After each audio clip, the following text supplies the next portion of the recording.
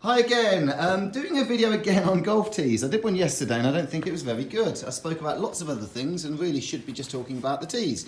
So, when you're choosing a golf tee for simulator usage, you're often constrained by the mat. For example, if it's a thin mat surface, you can't insert a tee into it. You'll either have a rubber tee poking through, or you may want to have a tee that sits on the surface, such as the rubber tees, again, things like those winter tee types.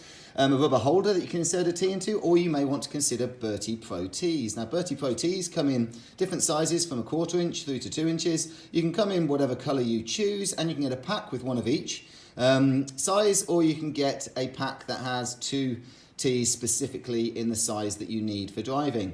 They do have holes in them, so you can actually insert some material through and tether them to one another or tether them to the mat so they don't go flying around the room. Though being slightly larger, they are easier to find.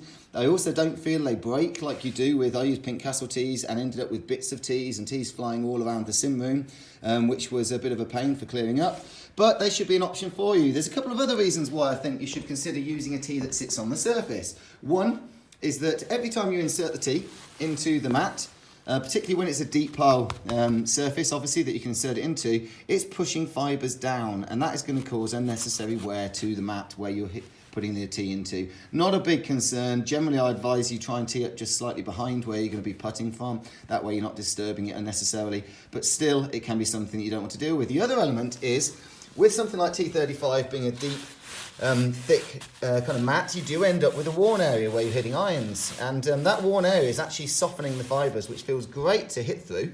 You can probably hear the difference between the coarseness and the kind of softer fibres, and in my opinion it's slightly better to even hit through when it's worn down. The downside is inserting a tee means it's a little bit more wobbly and the fibres are soft, and it means the ball can often fall off the tee. Inserting it into the new area, it's not.